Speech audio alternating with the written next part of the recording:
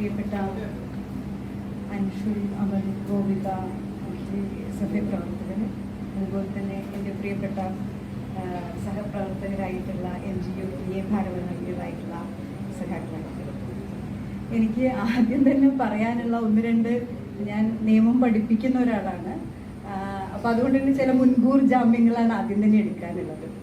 ഒന്ന്, ഈ പരിപാടിയിൽ സംസാരിക്കേണ്ട ആള് ഞാനാണെന്ന് ഞാനിപ്പോൾ ഏതാണ്ട് കുറച്ച് സമയം മുമ്പാണ് മനസ്സിലാക്കുന്നത്. ഞാൻ ക്യാമ്പസിൽ ഗവർണർ വരുന്നു എന്നുള്ള തീരുമാനം, ഡിലീറ്റ് നൽകണമെങ്കിൽ ചാൻസലർ കൂടിയായിട്ടുള്ള ഗവർണർ വരണം. ഇത്തരം ഒരു രാഷ്ട്രീയ അന്തരീക്ഷത്തിൽ MG സർവകലാശാലയിലേക്ക് ഗവർണറെ ക്ഷണിക്കുന്നതിൽ വിദ്യാർത്ഥി സംഘടനകൾക്ക് എതിർപ്പില്ലേ എന്നുള്ള രീതിയിൽ ഇവിടുത്തെ വിദ്യാർത്ഥി സംഘടനാ പ്രവർത്തകരോട് നിരന്തരം ചോദിച്ചിരുന്ന ഒരാളാണ്. സ്വാഭാവികമായും ഗവർണർ വരികയും ഗവർണറുടെ പദവിക്ക് ചേരാത്ത നിലയിലുള്ള ചില പരാമർശങ്ങൾ നടത്തുകയും ചെയ്തപ്പോൾ വീണ്ടും ഞാൻ ചോദിക്കേണ്ടത്, നിങ്ങൾ അവസരം കൊടുത്തിട്ടാണല്ലോ, അപ്പൊ എന്താണ് ഇത് തുടർന്നുള്ള പരിപാടികൾ? അപ്പോൾ ഇത്തരത്തിൽ ഈ ഒരു കൺസേണിൽ നിന്ന് ഞാൻ ഇവരോട് ചോദിക്കുകയും ഇവർ പറഞ്ഞു ക്യാമ്പസിൽ ഒരു ഓപ്പൺ ഫോറം നമ്മൾ സംഘടിപ്പിക്കാൻ ഉദ്ദേശിക്കുന്നുണ്ട്. അൻഷുലാണ് എന്നോട് സൂചിപ്പിച്ചത്. അപ്പൊ ഞാൻ വിചാരിക്കുന്നത് എന്താണ്, ഇതൊരു ഓപ്പൺ ഫോറാണ്. അപ്പൊ ഞാനും നിങ്ങളെ പോലെ പിറകിൽ അവിടെ വന്നിരുന്ന് ഇവിടെ നടക്കുന്ന ഓപ്പൺ ഫോറം കേൾക്കാം, എന്തെങ്കിലും ഒരു അഭിപ്രായം ഉണ്ടെങ്കിൽ പറയാം എന്ന്. കഴിഞ്ഞ ദിവസം എൻ്റെ ചില വിദ്യാർത്ഥികൾ അവരുടെ സ്റ്റാറ്റസിൽ ഈ ടോപ്പിക്കും എന്താണെന്ന് എനിക്ക് അറിയില്ലായിരുന്നു, എന്നോട് ചർച്ച ചെയ്തിട്ടില്ല.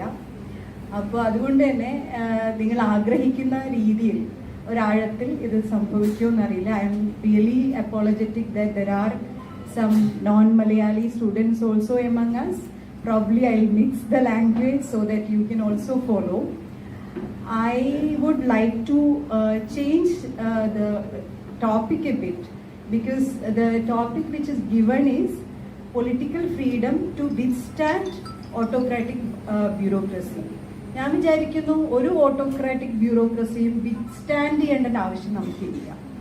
How to fight back or how to resist bureaucratic autocracy, that we can discuss. ഒരു ജനാധിപത്യ സമൂഹം എന്ന നിലയിൽ ഒരു തരത്തിലുള്ള ഓട്ടോക്രാറ്റിക് ബ്യൂറോക്രസിയും സഹിക്കാൻ സന്നദ്ധമല്ല, അതിനെതിരെ പോരാടുക തന്നെ ചെയ്യും എന്ന് പറയാനുള്ള സമ്പൂർണമായ ഉത്തരവാദിത്തം വിദ്യാർത്ഥികൾ എന്ന നിലയിൽ, രാഷ്ട്രീയ ബോധ്യമുള്ള വിദ്യാർത്ഥികൾ എന്ന നിലയിൽ നിങ്ങൾക്കുണ്ട്. അതുകൊണ്ട് തന്നെ വിത്ത്സ്റ്റാൻഡ് ചെയ്യേണ്ട ആവശ്യമില്ല എന്ന് ഈ ടോപ്പിക്കിൽ ഒരു ഓൾട്ടറേഷൻ വരുത്തുകയാണ്. പൊളിറ്റിക്കൽ ഫ്രീഡം എന്നുള്ള സങ്കല്പത്തെക്കുറിച്ച് നമുക്ക് സംസാരിക്കാം. ഞാൻ വളരെ ചുരുങ്ങിയ സമയമെടുത്തിട്ട് രണ്ട് കാര്യങ്ങൾ മാത്രമാണ് സൂചിപ്പിക്കാൻ ഉദ്ദേശിക്കുന്നത്. എനിക്ക് തോന്നുന്നു നിങ്ങളുടെ ഭാഗത്ത് നിന്ന് നിങ്ങൾക്ക് പറയാനുള്ള കാര്യങ്ങൾ നമുക്ക് ചർച്ചയിലൂടെ കേൾക്കാം. അത് തന്നെയാണ് ആവശ്യം. ആ ചർച്ചയ്ക്ക് സഹായകമാകുന്ന ചില കാര്യങ്ങൾ നിങ്ങളുടെ ശ്രദ്ധയിലേക്ക് കൊണ്ടുവരാൻ മാത്രമാണ് എൻ്റെ ശ്രമം. അപ്പം ഞാൻ പ്രധാനമായും ചെയ്യാൻ ആഗ്രഹിക്കുന്നത്, ഒന്ന്, എന്താണ് ഇന്ത്യയിലെ പൊതു വിദ്യാഭ്യാസ സർവകലാശാലകൾക്ക്, പബ്ലിക് സർവകലാശാലകളിൽ നടക്കുന്ന സമീപകാലത്ത് വന്നിട്ടുള്ള മാറ്റങ്ങൾ എന്തുകൊണ്ടാണ് ഇന്ത്യയിലെ രാഷ്ട്രീയ പ്രതിരോധങ്ങളുടെ ഇടമായിട്ട് സർവകലാശാലകൾ മാറിയിട്ടുള്ളത് കഴിഞ്ഞ ഏതാണ്ട് ഒരു പതിറ്റാണ്ട് കാലമായിട്ട്. രണ്ട്, ഇതിനകത്ത് നമുക്ക് വരുന്ന ഒരു പ്രധാനപ്പെട്ട കൺഫ്യൂഷൻ സർവകലാശാലയുടെ ചാൻസലർ കൂടിയായിട്ടുള്ള ഗവർണറുടെ അധികാരവുമായി ബന്ധപ്പെട്ടിട്ടാണ്. അപ്പം നിയമം പഠിപ്പിക്കുന്ന ഒരാളെന്നുള്ള രീതിയിൽ എന്താണ് ഗവർണറുടെ അധികാരം, എത്രമാത്രം അധികാര ദുർവിനിയോഗമാണ് കഴിഞ്ഞ ദിവസങ്ങളിൽ സംഭവിച്ചിട്ടുള്ളത്? ഒരു ഭരണഘടനാ പദവിയിലുള്ള ഒരാൾ അധികാര ദുർവിനിയോഗം നടത്തുമ്പോൾ വിദ്യാർത്ഥികളുടെ ഉത്തരവാദിത്വം എന്താണ്? ഈ രണ്ട് കാര്യങ്ങൾ മാത്രം നിങ്ങളുടെ മുമ്പാകെ ചർച്ചയ്ക്ക് വെക്കാം എന്നാണ് ഞാൻ കരുതുന്നത്. അതിൽ ഇന്ത്യയിലെമ്പാടുമുള്ള സർവകലാശാലകൾ നിങ്ങൾക്കറിയാം 2015 സമരരംഗത്തേക്ക് വരികയുണ്ടായി. സർവകലാശാലകളുടെ സ്വയം നിർണയാവകാശം അല്ലെങ്കിൽ ഓട്ടോണമി തകർക്കുന്ന രീതിയിൽ ഭരണകൂട ഇടപെടലുകൾ നടക്കുകയും സർവകലാശാലകളുടെ സ്വഭാവം തന്നെ മാറ്റുന്ന രീതിയിൽ ഭരണകൂട ഇടപെടലുകൾ നടക്കുന്ന സമയത്താണ് ഇന്ത്യയിലെ പ്രധാനപ്പെട്ട യൂണിവേഴ്സിറ്റികൾ ഒന്നടങ്കം സമരരംഗത്തേക്ക് വന്നിട്ടുള്ളത്. നിങ്ങൾ ഒരുപക്ഷെ പലരും എൻ്റെ മുന്നിലിരിക്കുന്ന പലരും അണ്ടർ ഗ്രാഡ് വിദ്യാർത്ഥികളാണ്, പോസ്റ്റ് ഗ്രാഡ് വിദ്യാർത്ഥികളാണ്. നിങ്ങൾ വിദ്യാലയങ്ങളിലുള്ള കാലത്ത് നിങ്ങൾക്ക് ഓർമ്മയുണ്ടാവും ഇന്ത്യയിലെ സുപ്രധാന ക്യാമ്പസുകളിൽ നടന്നിട്ടുള്ള സമരങ്ങൾ. ഹൈദരാബാദ് സെൻട്രൽ യൂണിവേഴ്സിറ്റിയിൽ നിങ്ങൾ ഓർക്കുന്നുണ്ടാകും രോഹിത് വെമുലയുടെ രക്തസാക്ഷിത്വം. നിങ്ങൾക്ക് ഓർമ്മയുണ്ടാകും JNUവിൽ നടന്നിട്ടുള്ള അതിസങ്കീർണമായിട്ടുള്ള ദേശവിരുദ്ധ മുദ്രകുത്തലും അതോടനുബന്ധിച്ച് അധ്യാപക വിദ്യാർത്ഥി വേട്ടയും അവിടെ നടന്നിട്ടുള്ള നിരന്തരമായിട്ടുള്ള സമരങ്ങളും, ഇന്ത്യയിലെ ഫിലിം ഇൻസ്റ്റിറ്റ്യൂട്ടുകളിൽ നടന്നിട്ടുള്ള സമരങ്ങൾ, ജാദവ്പൂർ യൂണിവേഴ്സിറ്റിയിൽ നടന്നിട്ടുള്ള സമരങ്ങൾ. അങ്ങനെ ഇന്ത്യയിലെ ഏറ്റവും പ്രധാനപ്പെട്ട ഉന്നത വിദ്യാഭ്യാസ സ്ഥാപനങ്ങൾ മുഴുവൻ സമരരംഗത്തേക്ക് പോയ ഒരു സാഹചര്യമുണ്ടായി. എന്തുകൊണ്ടായിരിക്കും ഉന്നത വിദ്യാഭ്യാസ രംഗത്തെ തകർക്കാൻ ഭരണകൂടം നിരന്തരം ശ്രമിക്കുന്നത്? എന്തായിരിക്കും സർവകലാശാലകളുടെ സ്വയം ഭരണാവകാശം അല്ലെങ്കിൽ സ്വയം നിർണയ അവകാശത്തിന്റെ മേൽ ഭരണകൂടങ്ങൾ കൈകടത്താൻ ശ്രമിക്കുന്നത് എന്തുകൊണ്ടായിരിക്കും? ഇന്ത്യയിലെ പ്രധാനപ്പെട്ട ലോകത്തെമ്പാടുമുള്ള സർവകലാശാലകൾ ഉണ്ടായി വന്നതിന്റെ ചരിത്രം പരിശോധിച്ചാൽ നമുക്ക് മനസ്സിലാക്കാൻ സാധിക്കും. ഓരോ സർവകലാശാലയും വളരെ പ്രത്യേകമായിട്ടുള്ള സാഹചര്യത്തിൽ ഉടലെടുത്ത് വന്നിട്ടുള്ള സമ്പ്രദായങ്ങളാണ്. സർവകലാശാല സമ്പ്രദായത്തിന് ഒരുപക്ഷെ ഒരു 300 കൊല്ലത്തെ ചരിത്രം ഒക്കെ തന്നെ ഉണ്ടാവുകയുള്ളൂ. എന്നാൽ ലോകത്തെവിടെയുമുള്ള സർവകലാശാലകളുടെ ചരിത്രം എടുത്ത് പരിശോധിക്കുകയാണെങ്കിൽ ഇന്ത്യയിലെ തന്നെ സുപ്രധാനമായിട്ടുള്ള സർവകലാശാലകളുടെ അതിൻ്റെ ഉത്ഭവവുമായി ബന്ധപ്പെട്ട് മനസ്സിലാക്കുകയാണെങ്കിൽ നിങ്ങൾക്കറിയാം ഇന്ത്യയിലെ പ്രധാനപ്പെട്ട എല്ലാ സർവകലാശാലകളും ലോകത്തെ എല്ലാ സർവകലാശാലകളും ഉണ്ടായിട്ടുള്ളത് അക്കാലത്തുള്ള ചില രാഷ്ട്രീയ മൂവ്മെന്റുകളുടെ ഭാഗമായിട്ട്, ചില രാഷ്ട്രീയ പ്രസ്ഥാനങ്ങളുടെ ഭാഗമായിട്ട് സ്വാതന്ത്ര്യത്തെക്കുറിച്ചുള്ള അടിസ്ഥാനപരമായ ചോദ്യങ്ങളിൽ നിന്ന് എന്താണ് സ്വാതന്ത്ര്യം, എന്താണ് ലിബറേഷൻ, എന്താണ് ഫ്രീഡം തുടങ്ങിയുള്ള ചോദ്യങ്ങളിൽ നിന്നാണ് പല സർവകലാശാലകളും ഉണ്ടായി വന്നിട്ടുള്ളത്. അത് ഇന്ത്യയുടെ സാഹചര്യത്തിൽ നമുക്കറിയാം കോളനിവൽക്കരണത്തിനെതിരായി നടന്നിട്ടുള്ള ഇന്ത്യൻ ദേശീയ പ്രസ്ഥാനങ്ങളുടെ ചരിത്രവുമായി ബന്ധപ്പെടുത്തിയാണ് ജാമിയ മിലിയ യൂണിവേഴ്സിറ്റി ആയാലും ഹൈദരാബാദ് യൂണിവേഴ്സിറ്റി ആയാലും അലിഗഡ് മുസ്ലിം യൂണിവേഴ്സിറ്റി ആയാലും ഉണ്ടായി വന്നിട്ടുള്ളത്. അതുപോലെ തന്നെ സ്വാതന്ത്ര്യാനന്തര ഇന്ത്യയിൽ രൂപപ്പെട്ടു വന്നിട്ടുള്ള സർവകലാശാലകൾക്കൊക്കെ തന്നെ അതിനൊരു രാഷ്ട്രീയ ചരിത്രം കൂടിയുണ്ട്. സർവകലാശാലകളിൽ വരുന്ന വിദ്യാർത്ഥികളെ ഭരണകൂടങ്ങൾ ഭയക്കുന്നത് എന്തുകൊണ്ടായിരിക്കും? എന്താണ് ഭരണകൂടത്തിന് സർവകലാശാലകളിൽ പഠിക്കുന്ന ആളുകളോടുള്ള പേടി? ഇപ്പൊ ഗവർണർ വരുമ്പോൾ എന്തിനാണ് ഗവർണർക്ക് ഒരു പോസ്റ്റർ കാണുമ്പോൾ ഇത്രയധികം പേടിക്കേണ്ട കാര്യം എന്താണ്? സർവകലാശാലകളിൽ പഠിക്കുന്ന, ഇപ്പോൾ നിങ്ങൾ വായിച്ചിട്ടുണ്ടെങ്കിൽ പാർത്ഥ ചാറ്റർജിയുടെ ഒരു ലേഖനം, EPW വന്നിട്ടുള്ള ലേഖനത്തിൽ അദ്ദേഹം സംസാരിക്കുന്നത് സർവകലാശാലകളുടെ സ്വയംഭരണ അവകാശങ്ങളെ കുറിച്ചാണ്. അതിൽ തന്നെ എനിക്ക് തോന്നുന്നു അതോടനുബന്ധിച്ച് തന്നെ സതീഷ് ദേശ്പാണ്ഡെയുടെ ഒരു public university after Rohit and Kanhaiya എന്ന് പറയുന്ന ഒരു ലേഖനമുണ്ട്. അതിനകത്ത് പ്രധാനമായിട്ടും അദ്ദേഹം പറയുന്ന ഒരു കാര്യം എന്ന് പറയുന്നത് ഈ സർവകലാശാലകളിൽ എന്താണ് സംഭവിക്കുന്നത്? സർവകലാശാലകളിൽ പലതരത്തിലുള്ള വിമർശനാത്മകമായ ചിന്തകൾ ഉൽപ്പാദിപ്പിക്കുന്ന ഒരു ഫാക്ടറികളായിട്ട് സർവകലാശാലകൾ മാറുകയാണ്. ഒരു ജനാധിപത്യ സമൂഹത്തിനകത്ത് നാം ജീവിക്കുന്ന സമൂഹത്തിന് പ്രശ്നമുണ്ടെന്നും ആ സമൂഹം സമത്വത്തിൽ അധിഷ്ഠിതമല്ല എന്നും പല നിലകളിലുള്ള അസമത്വങ്ങൾ നിലനിൽക്കുന്ന ഒരു സമൂഹം മാറേണ്ടതുണ്ട് എന്നും നീതിയുക്തമായ ഒരു സമൂഹത്തിന് വേണ്ടി നമ്മുടെ അറിവിനെ മാറ്റേണ്ടതുണ്ട് എന്നും സർവകലാശാലകളിൽ എത്തുന്ന വിദ്യാർത്ഥികൾ തിരിച്ചറിയുകയാണ്. അങ്ങനെ തിരിച്ചറിയുന്ന സമയത്ത് എന്താണ് സംഭവിക്കുന്നത്? നിലനിൽക്കുന്ന അധികാര ഘടനകളെ ചോദ്യം ചെയ്യുന്ന ആളുകളായിട്ട് സർവകലാശാല വിദ്യാർത്ഥികൾ മാറുകയാണ്. നിലനിൽക്കുന്ന അധികാര ഘടനകളെ ചോദ്യം ചെയ്യുക, സാമൂഹ്യമായിട്ടുള്ള ഹൈറാർക്കികളെ ചോദ്യം ചെയ്യുന്നു. നിലനിൽക്കുന്ന പവർ റിലേഷൻസിനെ, പവർ സെന്റേഴ്സിനെ പല രീതിയിൽ ചോദ്യം ചെയ്യുന്ന ഇടങ്ങളായിട്ട് നമ്മുടെ സർവകലാശാലകൾ മാറുന്നു. അത് ഒരു തരത്തിൽ പറഞ്ഞു കഴിഞ്ഞാൽ ഒരു ജനാധിപത്യ സമൂഹത്തെ കൂടുതൽ ജനാധിപത്യ ബോധത്തിലൂന്നിയ ഇടങ്ങളാക്കി മാറ്റുന്നുണ്ട്. പൊതുസമൂഹവും സർവകലാശാലകളും തമ്മിലുള്ള ബന്ധം എന്താണ്? സമൂഹത്തെ കുറെ കൂടി ജനാധിപത്യവൽക്കരിക്കാൻ കഴിയുന്ന ആശയങ്ങളുടെ ഉറവിടമായി നമ്മുടെ സർവകലാശാലകൾ മാറിക്കൊണ്ടിരിക്കുന്നു. സർവകലാശാലകളിൽ വരുന്ന വിദ്യാർത്ഥികൾ കേവലം ഭരണകൂടം പറയുന്നത് കേൾക്കുന്ന പാവകൾ മാത്രമാകാതെ അവരത് ചോദ്യം ചെയ്യുന്ന വിഭാഗമായി മാറുന്നു എന്നുള്ളതാണ്. ചോദ്യം ചെയ്യപ്പെടുന്ന ഏത് വിഭാഗത്തിനെയും ഭരണകൂടത്തിന് ഭീതിയാണ്.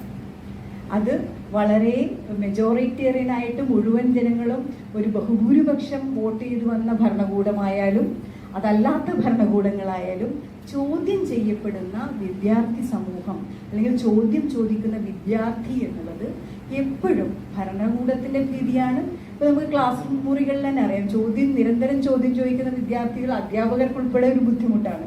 അധ്യാപകരുടെ അതിനകത്തും ഒരു അധികാരബന്ധവും ഒരു ഹൈറാർക്കിയും നിലനിൽക്കുന്നുണ്ട്. അപ്പൊ നിലനിൽക്കുന്ന അധികാരബന്ധങ്ങളെ ചോദ്യം ചെയ്യാൻ പറ്റുന്ന ആശയങ്ങളും ചിന്തകളും ഉൽപ്പാദിപ്പിക്കുന്ന ഇടങ്ങളായി നമ്മുടെ സർവകലാശാലകൾ മാറുന്ന കാലത്താണ് തീർച്ചയായും ഭരണകൂടത്തിന് ഭീതി ഉണ്ടാവുന്ന ഒന്നായി സർവകലാശാലകൾ മാറിയിട്ടുള്ളത്.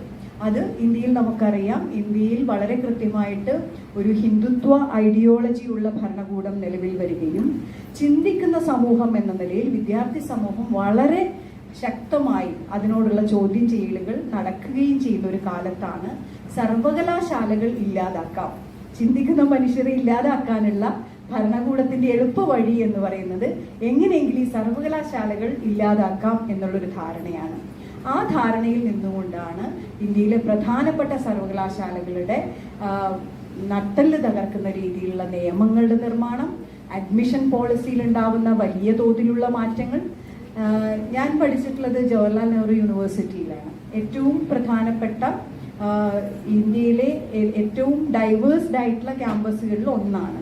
ഏറ്റവും പ്രോഗ്രസീവ് ആയിട്ടുള്ള അഡ്മിഷൻ പോളിസി നിലനിന്നിരുന്ന ക്യാമ്പസുകളിൽ ഒന്നാണ്. ഇപ്പോൾ ഇന്ത്യയിലെ മുഴുവൻ ജില്ലകളെയും ലിറ്ററസി റേറ്റിന്റെ അടിസ്ഥാനത്തിൽ തരംതിരിച്ചുകൊണ്ട് ഡെപ്രിവേഷൻ പോയിന്റ്സ് കാൽക്കുലേറ്റ് ചെയ്തിട്ട് ഏറ്റവും സാക്ഷരതാ നിലവാരം കുറഞ്ഞിട്ടുള്ള ജില്ലകളിൽ നിന്ന് വരുന്ന വിദ്യാർത്ഥികൾക്ക് പോലും ഡെപ്രിവേഷൻ പോയിന്റ് കിട്ടുന്ന ഒരു പ്രത്യേക തരത്തിലുള്ള ഏറ്റവും പ്രോഗ്രസീവ് ആയിട്ടുള്ള അഡ്മിഷൻ പോളിസി ആയിരുന്നു. ഗവൺമെന്റ് വന്നപ്പോൾ ആദ്യം ചെയ്തത് ആ അഡ്മിഷൻ പോളിസി പാടെ ഇല്ലാതാക്കുകയാണ് ചെയ്തിട്ടുള്ളത്. ആ അഡ്മിഷൻ പോളിസി മാറിയപ്പോൾ സംഭവിച്ചത് ഇന്ത്യയിലെ ഉത്തർപ്രദേശിലെയും ബീഹാറിലെയും മഹാരാഷ്ട്രയിലെയും കർണാടകയിലെയും ഗ്രാമീണ ഇന്ത്യയിൽ നിന്ന് വരുന്ന വിദ്യാർത്ഥികളുടെ അഡ്മിഷൻ പൂർണ്ണമായും ഇല്ലാതായി. ഇന്ത്യ എങ്ങനെയായിരിക്കണം, ഇന്ന് നിലനിൽക്കുന്ന ഇന്ത്യയിലെ സാമൂഹ്യ അസമത്വങ്ങളെക്കുറിച്ച് നേരിട്ട് അറിവുള്ള വിദ്യാർത്ഥികൾ വരുന്ന ക്യാമ്പസിന്റെ രാഷ്ട്രീയം അതോടുകൂടി മാറുകയാണ്. ഏറ്റവും എലീറ്റ് ആയിട്ടുള്ള ആളുകൾക്ക് മാത്രം വന്ന് പഠിക്കാൻ പറ്റുന്ന ക്യാമ്പസുകളെ മാറ്റുക എന്നുള്ളതാണ് പ്രധാനമായും അവർ ചെയ്യാൻ ശ്രമിച്ചിട്ടുള്ള ഒരു കാര്യം. മറ്റൊന്ന് പൊതുവിദ്യാഭ്യാസ നയത്തിൽ വന്നിട്ടുള്ള വലിയ തോതിലുള്ള മാറ്റങ്ങൾ. യൂണിവേഴ്സിറ്റികൾ എന്ന് പറയുന്നത് ഒരുതരം സ്കിൽ ഡെവലപ്മെന്റിനുള്ള ഫാക്ടറികളാക്കി മാറ്റുക. അപ്പൊ അതിന്റെ അനുരണനങ്ങൾ നമ്മുടെ സർവകലാശാലകൾ ഉൾപ്പെടെ നമുക്ക് കാണാൻ സാധിക്കും. ഇവിടെ തുടങ്ങുന്ന ഫുഡ് പ്രോസസ്സിംഗ് കോഴ്സ്. എന്തിനാണ് ഒരു യൂണിവേഴ്സിറ്റിയിൽ ഒരു ഫുഡ് പ്രോസസ്സിംഗ് കോഴ്സ് എന്ന് ചോദിച്ചാൽ നമുക്കറിയില്ല. അതൊരു പ്രോബബ്ലി ഒരു പ്രൈവറ്റ് കോളേജിൽ പഠിക്കാവുന്ന ഒരു കോഴ്സ് മാത്രമാണ്. ഇത്തരത്തിൽ യൂണിവേഴ്സിറ്റികൾ എന്ന് പറയുന്നത് പുതിയതരം ചിന്തകളുടെയും പുതിയതരം ആശയങ്ങളുടെയും പുതിയ ധാരണകളുടെയും സങ്കല്പങ്ങളുടെയും ഇടമാകുന്ന സ്ഥലത്ത് അവിടെ വരുന്ന കോഴ്സിന്റെ സ്വഭാവം തന്നെ മാറ്റുക. അവിടെ വരുന്ന കോഴ്സുകളുടെ സ്വഭാവം വളരെ കൃത്യമായിട്ട് തൊഴിൽ ദാതാക്കളാക്കി മാറ്റുന്ന ഒരു തൊഴിൽ അവസരങ്ങളുള്ള ആ തൊഴിൽ നേടാൻ വേണ്ടി മാത്രമുള്ള ഒന്നായിട്ട് വിദ്യാഭ്യാസത്തെ ചുരുക്കുന്ന ഒരു രീതി ഈ പുതിയ വിദ്യാഭ്യാസ സമ്പ്രദായം, നാഷണൽ എഡ്യൂക്കേഷൻ പോളിസി ഒക്കെ തന്നെ സംസാരിക്കുന്നത് വിദ്യാർത്ഥികളെ വൈദഗ്ധ്യമുള്ള ആൾക്കാരാക്കി മാറ്റുക എന്നുള്ളതാണ്. ഈ വൈദഗ്ധ്യമുള്ള ആളുകളായി മാറുന്ന സമയത്ത് പ്രധാനമായും സംഭവിക്കുന്നത് ക്രിട്ടിക്കൽ തിങ്കിങ്ങിനുള്ള ഒരു വിമർശനാത്മകമായ ചിന്തയ്ക്കുള്ള ഒരു സ്പേസ് നമ്മുടെ ക്യാമ്പസുകളിൽ ഇല്ലാതാക്കുക എന്നുള്ളതാണ്. ക്രിട്ടിക്കൽ തിങ്കിങ് നടക്കുന്ന ഒരു ക്യാമ്പസ് എന്ന് പറയുന്നത് നമ്മളുടെ അധികാര ഘടനയെ ചോദ്യം ചെയ്യുന്ന ക്യാമ്പസുകളാണ്. അത് ഇന്ത്യൻ ഭരണകൂടത്തിന് തീരെ സഹിക്കാൻ പറ്റാത്ത ഒരു കാര്യമാവുന്നു. ഇപ്പൊ സ്കിൽ ഡെവലപ്മെന്റിന്റെ കോഴ്സുകൾ നടക്കുമ്പോൾ എന്താണ് സംഭവിക്കുന്നത്? അത്തരം കോഴ്സുകളുടെ ഒരു പൊതു സ്വഭാവവും നമ്മളുടെ നിലനിൽക്കുന്ന ചരിത്രമായാലും മറ്റ് സയൻസ് വിഷയങ്ങളായാലും ഹ്യൂമാനിറ്റീസിലെ ലിറ്ററേച്ചർ ആയാലും സോഷ്യോളജി ആയാലും ലോ ആയാലും ഒക്കെ തന്നെ അതിനൊരു ഘടനാപരമായിട്ട് വിദ്യാർത്ഥികളെ പരിഗണിക്കുന്നത് മുതിർന്ന പൗരരായിട്ടാണ്. ഒരു തെരഞ്ഞെടുപ്പ് പ്രക്രിയയിൽ എനിക്ക് തോന്നുന്നു 18 വയസ്സ് തികഞ്ഞതും 18 വയസ്സ് പൂർത്തിയായതുമായിട്ടുള്ള ആൾക്കാരാണ്. ഒരു ജനാധിപത്യ പ്രക്രിയയിൽ വോട്ട് ചെയ്ത് ഈ രാജ്യം ഭരിക്കേണ്ടത് ആരാണ് എന്ന് തീരുമാനിക്കുന്ന ആളുകൾ ക്യാമ്പസുകളിലെത്തുമ്പം അധ്യാപകർ പറയുന്ന കേൾക്കുന്ന പഠിച്ച് തിരിച്ചു പോകേണ്ട ആൾക്കാർ മാത്രമാണ്. നിങ്ങൾ രാഷ്ട്രീയം നിങ്ങൾ പുറത്തു വെക്കുക, ക്യാമ്പസിനകത്ത് വരുമ്പോൾ നിങ്ങൾ പഠിക്കുക മാത്രം ചെയ്യുക എന്നുള്ളതാണ്. അപ്പോൾ ഒരു പെർപെച്വൽ ആയിട്ടുള്ള ഒരു ഇൻഫൻസി, ഒരു ചൈൽഡ്ഹുഡ്നെസ് വിദ്യാർത്ഥികൾക്ക് നൽകുക, അവർക്ക് അവരുടെ അഡൾട്ട്ഹുഡ് നിഷേധിക്കുക.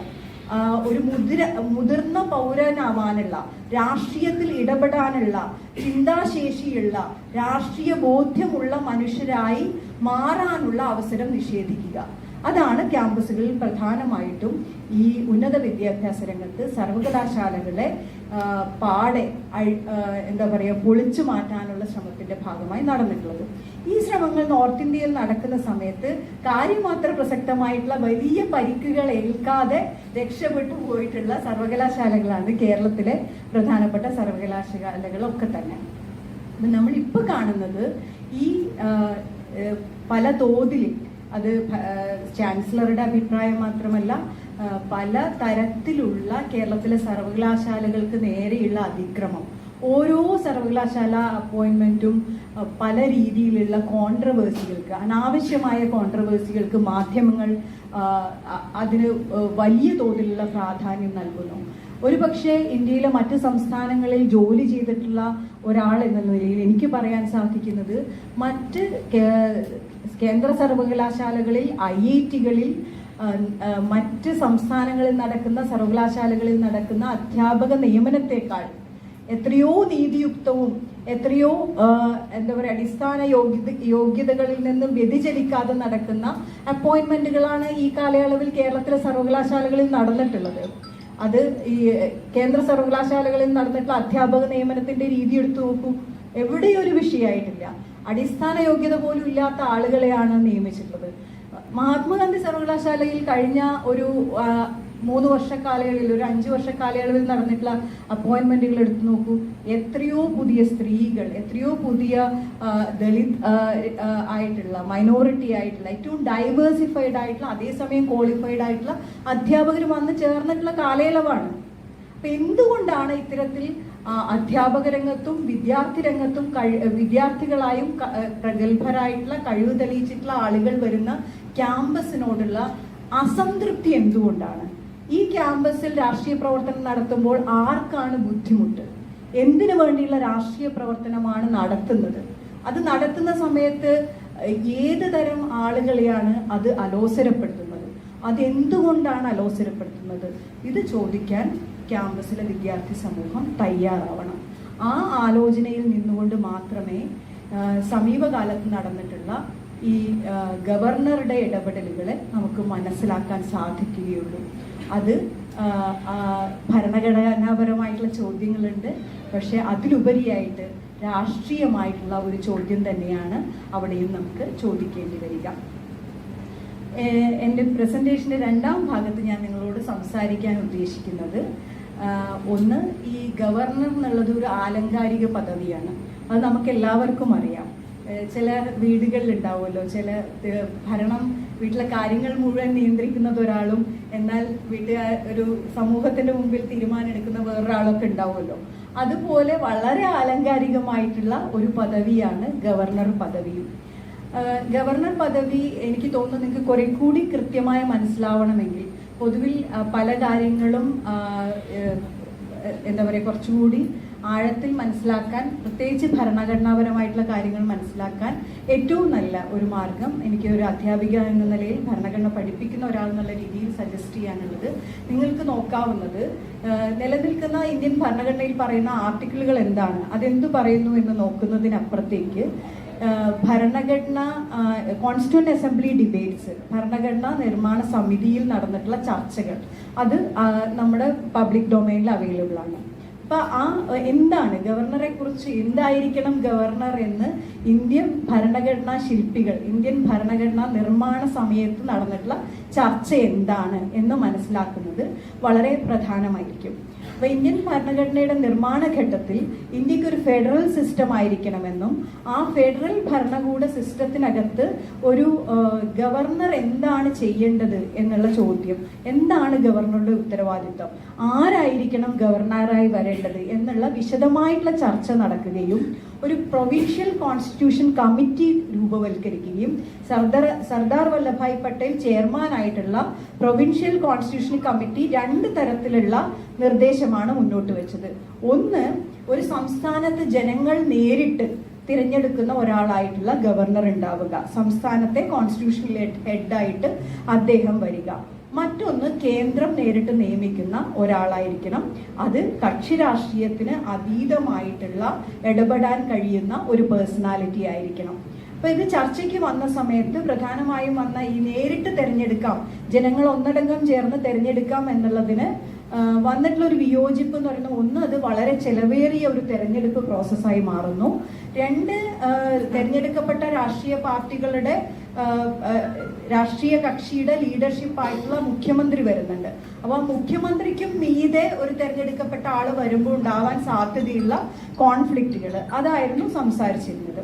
അപ്പൊ അതുകൊണ്ട് തന്നെ വളരെ കൃത്യമായിട്ട് കക്ഷി രാഷ്ട്രീയത്തിന് അതീതമായി പ്രവർത്തിക്കാൻ കഴിയുന്ന ഒരു ഫെഡറൽ സിസ്റ്റത്തിനകത്ത് കേന്ദ്ര സർക്കാരുമായുള്ള ബന്ധത്തിൽ കോൺസ്റ്റിറ്റ്യൂന്റ് അസംബ്ലി ഡിബേറ്റിൽ ഉപയോഗിക്കുന്ന വാക്ക് തന്നെ ഒരു ലൂബ്രിക്കൻ്റായി വർക്ക് ചെയ്യാൻ സാധിക്കുന്ന, അതായത് ഒരു ഫ്രിക്ഷൻ ഇല്ലാതെ ഒരു ലൂബ്രിക്കേഷൻ കൊടുക്കാൻ പറ്റുന്ന ഒരാളായിരിക്കണം, ഒരു ലൂബ്രിക്കേറ്റർ ആയിരിക്കണം ഗവർണർ എന്നുള്ളതാണ് നിങ്ങൾ കോൺസ്റ്റിറ്റ്യൂന്റ് അസംബ്ലി ഡിബേറ്റ്സിലേക്ക് തിരിച്ചു പോയി നോക്കിയാൽ മനസ്സിലാവുന്ന ഒരു കാര്യം.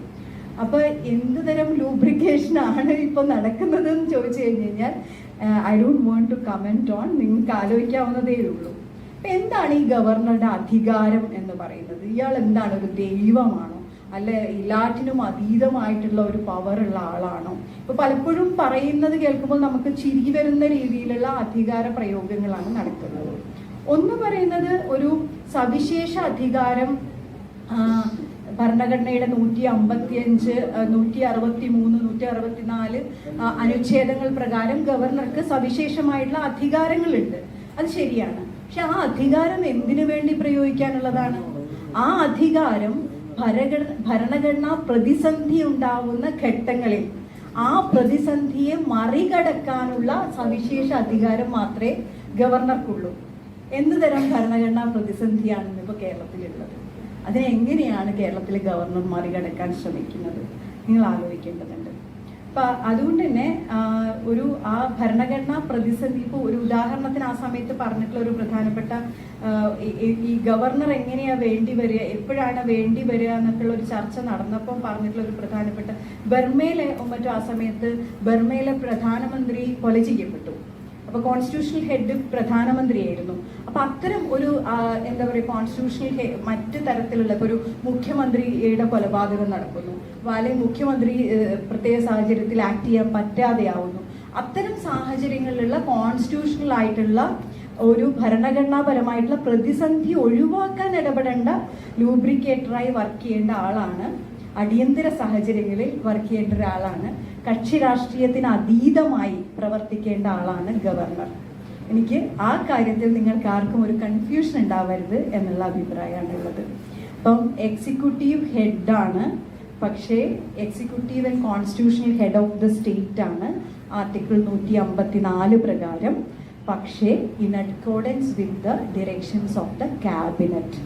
ഇപ്പൊ കേരളത്തിലെ ക്യാബിനറ്റ് പറയുന്നതനുസരിച്ച് എക്സിക്യൂട്ടീവ് ഹെഡായിട്ടും കോൺസ്റ്റിറ്റ്യൂഷണൽ ഹെഡായിട്ടും പ്രവർത്തിക്കാനുള്ള ഭരണഘടനാപരമായ ഉത്തരവാദിത്വം ഗവർണർക്കുണ്ട്. അപ്പം ആ ഉത്തരവാദിത്വമാണോ ചെയ്യുന്നത് എന്നുള്ള കാര്യത്തിലാണ് സംശയം. ഇനി ആർട്ടിക്കിൾ 163 ഭരണഘടനയുടെ 163 അനുച്ഛേദം പറയുന്നത് ഡിസ്ക്രിഷണറി പവർ ഗവർണർക്ക് ഉപയോഗിക്കാം. ആ ഡിസ്ക്രിഷണറി പവർ ഉപയോഗിക്കുമ്പോൾ തന്നെ ആ ഡിസ്ക്രിഷണറി പവർ പ്രകാരം എടുക്കുന്ന തീരുമാനങ്ങൾ നടപ്പിലാക്കണമോ എന്ന് തീരുമാനിക്കാനുള്ള അവകാശവും ക്യാബിനറ്റിനാണ്. അപ്പോൾ കേരളത്തിലെ മന്ത്രിസഭാ തീരുമാനങ്ങൾക്ക് അനുകൂലമായി നിന്നുകൊണ്ട് കേന്ദ്രവുമായുള്ള ബന്ധത്തിൽ ഒരു ലൂബ്രിക്കേറ്ററായി വർക്ക് ചെയ്യേണ്ട ആള് എന്തുകൊണ്ടാണ് ആ പണിയെടുക്കാത്തത് എന്ന് ചോദിക്കാൻ നമുക്ക് കഴിയേണ്ടതുണ്ട്. അപ്പോൾ ഈ ഗവർണർ പറഞ്ഞിട്ടുള്ള പല കാര്യങ്ങൾ വളരെ പ്രോബ്ലമാറ്റിക് ആണ്. എനിക്കൊന്ന് പൊളിറ്റിക്കലി കുറച്ചുകൂടി പൊളിറ്റിക്കൽ സയൻസ് പഠിക്കുന്ന ആളുകളുണ്ട്, സോഷ്യൽ സയൻസിലുള്ള ആൾക്കാരുണ്ട്. നിങ്ങൾക്ക് കുറച്ചുകൂടി ചർച്ചയിൽ പങ്കെടുത്തുകൊണ്ട് അത് പറയാൻ സാധിക്കും എന്നാണ് ഞാൻ കരുതുന്നത്. ഒരു കാര്യം മാത്രം പറയാൻ ഞാൻ ആഗ്രഹിക്കുകയാണ്. ഇപ്പോൾ ഒരു പലതരത്തിലുള്ള ആശയങ്ങളെ കുറിച്ചുള്ള വൈദേശികമായ ആശയങ്ങൾ എന്നൊക്കെയുള്ള വളരെ കൺസേൺ പ്രകടിപ്പിച്ചിട്ടുള്ള ഗവർണറാണ് നമുക്കുള്ളത്. അതേസമയം രാഷ്ട്രീയ സ്വയം സേവക് സംഘ് കുറിച്ച് വളരെ പ്രൗഡായിട്ടുള്ള ഒരാളുമാണ്. ഇപ്പോൾ നമുക്ക് ഹിന്ദു മഹാസഭയുടെ ലീഡറായിരുന്ന ഡോക്ടർ BS മൂഞ്ചിയുടെ ഡയറി ഉണ്ട്. അപ്പോൾ ഡയറിക്കകത്ത് അദ്ദേഹം BS മൂഞ്ച്, എനിക്കറിയില്ല എത്രമാത്രം ആളുകൾക്ക് അറിയാമെന്ന്, പക്ഷെ വേറൊരു രീതിയിൽ പരിചയം ഉണ്ടാവും. RSSന്റെ സ്ഥാപകനായിട്ടുള്ള ഡോക്ടർ ഹെഗ്ഡേവാറിന്റെ മെന്ററായിരുന്നു BS മൂഞ്ച്. അപ്പം അദ്ദേഹത്തിന്റെ ഡയറിയിൽ അദ്ദേഹം പറയുന്ന ഹിന്ദു മഹാസഭയുടെ ഏറ്റവും പ്രധാനപ്പെട്ട പ്രവർത്തകരിൽ ഒരാളായിരുന്നു. ആ ഡയറിയിൽ അദ്ദേഹം സൂചിപ്പിക്കുന്നത് മുസോളിനിയുടെ ഇറ്റലിയിൽ ഉണ്ടായിട്ടുള്ള ബാലില്ല ഓർഗനൈസേഷൻ എന്ന് പറയുന്ന ഫാസിസ്റ്റ് ഓർഗനൈസേഷനാണ് ഇന്ത്യയിൽ ഹിന്ദുത്വ ഐഡിയോളജിയെ അടിസ്ഥാനമാക്കിക്കൊണ്ട് രാഷ്ട്രീയ സ്വയം സേവക് സംഘ് എന്ന സംഘടന രൂപവൽക്കരിക്കാനുള്ള അടിസ്ഥാന ഘടകം. അപ്പം ഈ പറയുന്ന വൈദേശികമായിട്ടുള്ള ആശയങ്ങളോടുള്ള കേരളത്തിലെ ഗവർണറുടെ അസഹിഷ്ണുത എന്തുകൊണ്ടാണ് ചിലതരം രാഷ്ട്രീയ സംഘടനകളോട് ഇല്ലാത്തത് എന്ന് ചോദിക്കാൻ കൂടി നമ്മൾ നിർബന്ധിതമാകും. എനിക്ക് അവസാനിപ്പിക്കുമ്പോൾ നിങ്ങളോട് സൂചിപ്പിക്കാനുള്ളത്, ക്യാമ്പസുകൾ ഇത്തരത്തിലുള്ള ചോദ്യം ചെയ്യലുകളുടെ ഇടം തന്നെയാണ്. അത് വ്യക്തിബന്ധങ്ങളുടെ കാര്യത്തിൽ, സംഘടനാ തലത്തിൽ, ക്ലാസ് മുറികളിൽ, എവിടെയായാലും നിർഭയമായി ചോദ്യങ്ങൾ ചോദിക്കാൻ ഭയക്കാത്ത മനുഷ്യരായി മാറാൻ വിദ്യാർത്ഥികൾക്ക് കഴിയണം. അതിന് ഊർജം നൽകാൻ വിദ്യാർത്ഥി സംഘടനാ പ്രതിനിധികൾക്ക് കഴിയണം, വിദ്യാർത്ഥി പ്രസ്ഥാനങ്ങൾക്ക് കഴിയണം. അത് കഴിയുമ്പോൾ മാത്രമേ നമ്മുടെ സമൂഹം കുറെ കൂടി ജനാധിപത്യ ബോധ്യങ്ങളുള്ള, കുറെ കൂടി സാമൂഹ്യ നീതിയിൽ അധിഷ്ഠിതമായിട്ടുള്ള സമൂഹമായി മാറാൻ സാധിക്കൂ. അതിന് ഒരു തരത്തിലുള്ള ഓട്ടോക്രാറ്റിക് ബ്യൂറോക്രസിയെയും വിത്ത്സ്റ്റാൻഡ് ചെയ്യേണ്ടതില്ല. We shall fight back and we shall resist all the political autocracies and bureaucracies, and we will fight for the political freedom. Thank you. നമ്മുടെ സ്പീക്കറിന് നന്ദി പറഞ്ഞുകൊണ്ട് തന്നെ എൻ്റെ ഒരു കൺസേൺ പറയാനാണ് ഞാനിവിടെ വിളിക്കുന്നത്. ഇപ്പോൾ ഈ JNU പോലുള്ള വിദ്യാഭ്യാസ സ്ഥാപനങ്ങൾ ഏറ്റവും ഡെമോക്രാറ്റിക് ആയിട്ട് ജനാധിപത്യപരമായിട്ട് പ്രവർത്തിക്കുന്ന ഒരു വിദ്യാഭ്യാസ സ്ഥാപനം ഇപ്പോൾ നോർത്ത് ഇന്ത്യയിലൊക്കെ കണ്ടുവരുന്ന ഒരു ശീലമാണ്. അല്ലെങ്കിൽ അവിടുത്തെ ജനങ്ങളിൽ ഉണ്ടായിരുന്ന ഒരു പൊതുബോധം മാറി ഇപ്പോൾ ജനങ്ങളെല്ലാം ചിന്തിക്കുന്നത്, അല്ലെങ്കിൽ സാധാരണക്കാരായ ആളുകളെല്ലാം ചിന്തിക്കുന്നത്, JNU പോലുള്ള വിദ്യാഭ്യാസ സ്ഥാപനങ്ങളിൽ പഠിക്കാൻ പോകുന്ന ആളുകൾ എന്താണ്, രാജ്യദ്രോഹികളാണ്, ആന്റി നാഷണൽസ് ആണ് എന്നതാണ്. അപ്പൊ ഇത്തരത്തിലുള്ള ഒരു പൊതുബോധ നിർമ്മിതി ഈ ബ്യൂറോക്രാറ്റിക് ഓട്ടോക്രൈസേഷനൊപ്പം നടക്കുന്നുണ്ട് നമ്മുടെ രാജ്യത്ത്. ജനാധിപത്യപരമായിട്ട് പ്രവർത്തിക്കുന്ന ക്യാമ്പസുകളിലെല്ലാം, അല്ലെങ്കിൽ ആ ക്യാമ്പസുകളെല്ലാം എന്താണ്, ഈ ദേശവിരുദ്ധരാണ്, അല്ലെങ്കിൽ അത്തരത്തിലുള്ള ക്യാമ്പസുകളൊന്നും ആവശ്യമില്ല. അതല്ലാതെ തൊഴിൽ അല്ലെങ്കിൽ സ്കിൽ ഡെവലപ്മെന്റിന് വേണ്ടി മാത്രം ക്യാമ്പസുകൾ വേണം എന്ന് കരുതുന്ന ഒരു സമൂഹം, ഒരു പൊതുസമൂഹം അല്ലെങ്കിൽ ഒരു പൊതുബോധം ഇന്ത്യയിൽ, പർട്ടിക്കുലർലി കേരള അല്ല, നോർത്ത് ഇന്ത്യ പോലുള്ള സ്ഥലങ്ങളിൽ നമുക്ക് കാണാവുന്നതാണ്. അപ്പൊ ഇത് ഭയങ്കര ഒരു ഡേഞ്ചറസ് ആയിട്ടുള്ള ഒരു പൊസിഷനാണ്. കാരണം ഒരു ജനാധിപത്യം നമ്മുടെ സമൂഹത്തിൽ ആകെ വേണ്ട ഒരു സംഭവമാണ്. ക്യാമ്പസുകളിലേക്ക് മാത്രം ഇന്ന് ജനാധിപത്യം ഒതുങ്ങുന്ന ഒരു സ്ഥിതി ഉണ്ടാവുന്നു. പൊതുബോധം വേറൊരു വഴിക്ക് പോകുന്നു. നിയോ ലിബറൽ ആയിട്ടുള്ള ആശയങ്ങൾ, ഒരു മനുഷ്യൻ, ഒരു വ്യക്തി, അവൻ എന്താണ് ഇപ്പോൾ ഞാൻ കഴിഞ്ഞ ദിവസം ഒരു വഴിപോക്കനായിട്ട് സംസാരിച്ചിരുന്നത് എനിക്ക് മനസ്സിലാക്കാൻ സാധിച്ചു. അദ്ദേഹം പറയാണ്, ഈ നിങ്ങൾ ഇത്ര ജനാധിപത്യപരമായിട്ടുള്ള അല്ലെങ്കിൽ ഫ്രീഡം, ലിബർട്ടി ഇങ്ങനെയുള്ള സ്ഥലങ്ങളിലൊന്നും പഠിച്ചിട്ട് കാര്യമില്ല. നിങ്ങൾ എന്താ ടിസ് പോലുള്ള സ്ഥലങ്ങളിൽ പോകും, പൊളിറ്റിക്കൽ ഫ്രീഡം കുറഞ്ഞ സ്ഥലമായാലും നിങ്ങൾക്ക് അവിടുന്ന് രക്ഷപ്പെടാൻ പറ്റുമെന്നാണ് പറയുന്നത്. രക്ഷപ്പെടൽ എന്ന വാക്കിന്റെ അർത്ഥം എന്താണെന്ന് നമ്മളൊന്ന് നിർവചിക്കണം. പക്ഷെ ഇത്തരത്തിലുള്ള ഒരു ഭയങ്കര ഡിഫിക്കൽട്ട് ആയിട്ടുള്ള ഒരു കണ്ടീഷനാണ് ഇന്ത്യയിൽ നമുക്ക് കാണാൻ സാധിക്കുന്നത്. ഒരു ഭാഗത്ത് ഒരു പൊതുനിർമ്മിതി, ജനാധിപത്യം അല്ലെങ്കിൽ പൊളിറ്റിക്കൽ ലിബർട്ടി, ഫ്രീഡം, ഈ ഉള്ള ഒരു പോയിന്റിനെ നമ്മളെല്ലാവരും വില കുറച്ച് കാണും. നമ്മളെല്ലാവരും പൊതുസമൂഹം വില കുറച്ച് കാണുന്നു. മറുഭാഗത്ത് ക്യാമ്പസുകളിൽ മാത്രം ജനാധിപത്യപരമായിട്ടുള്ള റെസിസ്റ്റൻസ് ഉയർന്നു വരുന്നു. അപ്പൊ ഇതെന്റെ ഒരു കൺസേൺ ആണ്. ഇത് പറയാൻ വേണ്ടിയാണ് ഞാൻ thank you. Actually A valid concern. എന്തുകൊണ്ടാണ് ഇപ്പോൾ ഉദയകുമാറിന്റെ ലേഖനത്തിൽ സർവകലാശാലകൾക്ക് അകവും പുറവും എന്നാണ് തോന്നുന്നു ആ ലേഖനത്തിന്റെ പേര്, യൂണിവേഴ്സിറ്റി ആൻഡ് ഔട്ട്സൈഡ്. അപ്പൊ യൂണിവേഴ്സിറ്റിയും പുറം ലോകവുമായുള്ള ബന്ധം എന്താണ്? എന്തുകൊണ്ടാണ് പുരോഗമനപരമായ ആശയങ്ങൾ, ജനാധിപത്യ ബോധം, സ്വാതന്ത്ര്യത്തെക്കുറിച്ചുള്ള ബോധം, ഇതൊക്കെ ക്യാമ്പസുകളിൽ ഒരു പരിധിവരെയെങ്കിലും ഉണ്ടെങ്കിലും എന്തുകൊണ്ടാണ് ക്യാമ്പസുകൾക്ക് പുറത്തേക്ക് നമുക്ക് അത് ഒരു തരത്തിൽ മാറ്റാൻ കഴിയാത്തത്? അതിന് വിദ്യാർത്ഥി സമൂഹം എന്നുള്ള രീതിയിൽ, വിദ്യാർത്ഥി പ്രസ്ഥാനങ്ങൾ എന്നുള്ള രീതിയിൽ നമുക്ക് എന്താണ് ചെയ്യാൻ പറ്റുക? ഈ പൊതുബോധ നിർമ്മിതിയിൽ ഇടപെടുന്ന ആൾക്കാരായിട്ട് മാറുക എന്നുള്ളതാണ് അതിനകത്തുള്ള വലിയൊരു കാര്യം. ഇപ്പോൾ ഈ 2014 തെരഞ്ഞെടുപ്പിൽ രണ്ടാമത്തെ NDA സർക്കാർ അധികാരത്തിൽ വരുന്ന സമയത്ത്, അതിന് മുമ്പുള്ള ഒരു 5 വർഷക്കാലം എന്ന് പറയുന്നത് ഇന്ത്യയിലെ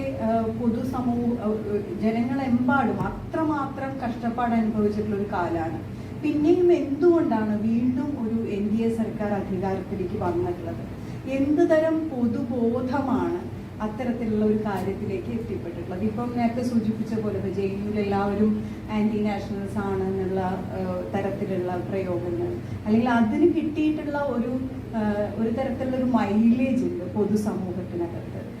അതുപോലെ തന്നെയാണ് ഈ പറഞ്ഞ രീതിയിൽ ഇന്ത്യയിലെ ഏറ്റവും ദരിദ്രരായിട്ടുള്ള മനുഷ്യർക്ക് അവർക്കൊരു സെൻസ് ഓഫ് എക്സിസ്റ്റൻസ് കൊടുക്കുന്ന ഒരു കാര്യമാണ് ഈ റിലീജിയസ് ഐഡന്റിറ്റി എന്ന് പറയുന്നത്.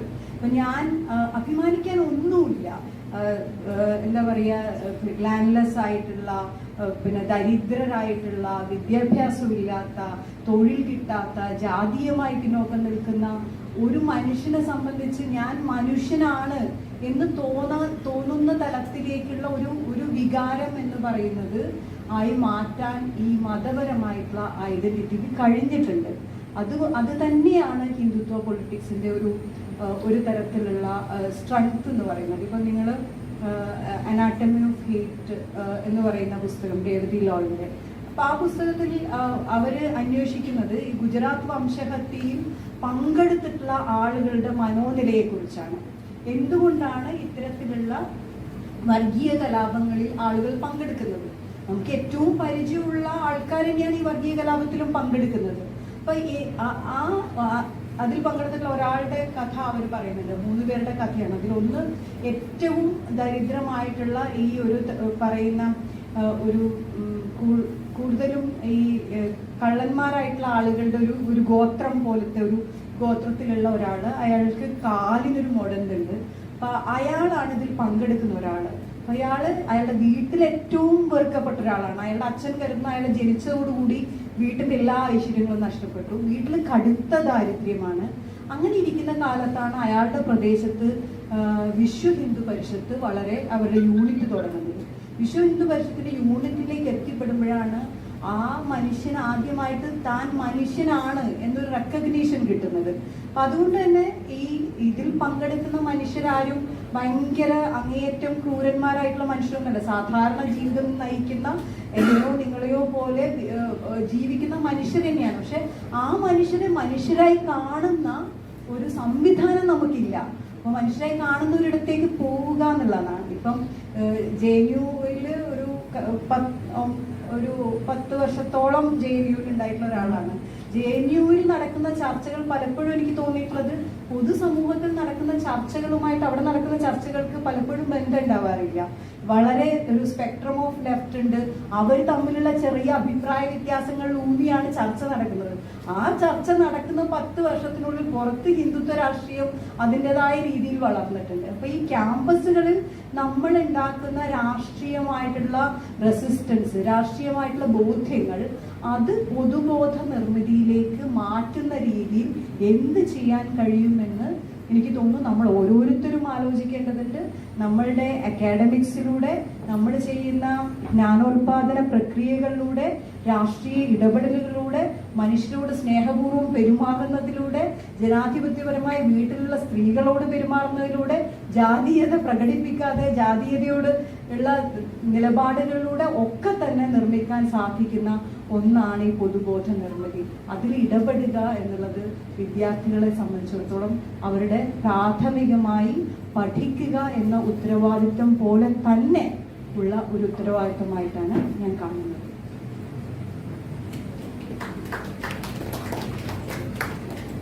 എന്നാൽ അത് കൃത്യമായിട്ട് തന്നെ കേരളത്തിലെ ഗവർണർ ആരിഫ് മുഹമ്മദ് ഖാൻ ലംഘിച്ചിട്ടുണ്ട്. അതോടൊപ്പം തന്നെ നമ്മുടെ സർവകലാശാലയിലേക്ക് വന്നുകൊണ്ട് മാധ്യമങ്ങളുടെ മുമ്പിൽ നമ്മുടെ കേരളത്തിലെ വിദ്യാർത്ഥി രാഷ്ട്രീയത്തെ എതിരെ വല്ലാത്ത നിലയിലുള്ള നിലപാടുകൾ സ്വീകരിക്കുന്നുണ്ട്. ഇത്തരം നിലപാടുകൾ സ്വീകരിച്ച ഒരാളായിരുന്നു ഇന്ദിരാഗാന്ധി. ആ ഇന്ദിരാഗാന്ധിയെ JNUവിലെ സർവകലാശാലയിൽ നിന്ന് ചാൻസലർ സ്ഥാനത്ത് നിന്ന് പുറത്താക്കപ്പെട്ട ചരിത്രമാണ് ഇന്ത്യയിലെ ഇടതുപക്ഷത്തിനുള്ളത്. അതേ ഇടതുപക്ഷം തന്നെയാണ് നമ്മുടെ കേരളം ഭരിക്കുന്നത്. അപ്പോൾ നമ്മുടെ കേരളത്തിലെ ഇടതുപക്ഷത്തിന് അവരുടെ സർക്കാരിന് നിയമനിർമ്മാണത്തിലൂടെ ഗവർണറെ പുറത്താക്കാൻ സാധിക്കില്ലേ? അങ്ങനെ ഒന്നാമത്തെ സംശയം. രണ്ടാമത്തെ സംശയം എന്ന് പറയുന്നത്, അഥവാ അങ്ങനെ ആ രീതിയിലോ അല്ല മറ്റേതെങ്കിലും രീതിയിൽ പുറത്താക്കപ്പെടുകയാണെങ്കിൽ അത് മാറ്റുകയും ചെയ്യുകയാണെങ്കിൽ പകരം ആ സ്ഥാനത്തേക്ക് നിർത്താൻ പറ്റുന്ന ഒരു ബദൽ സംവിധാനം എന്തായിരിക്കും?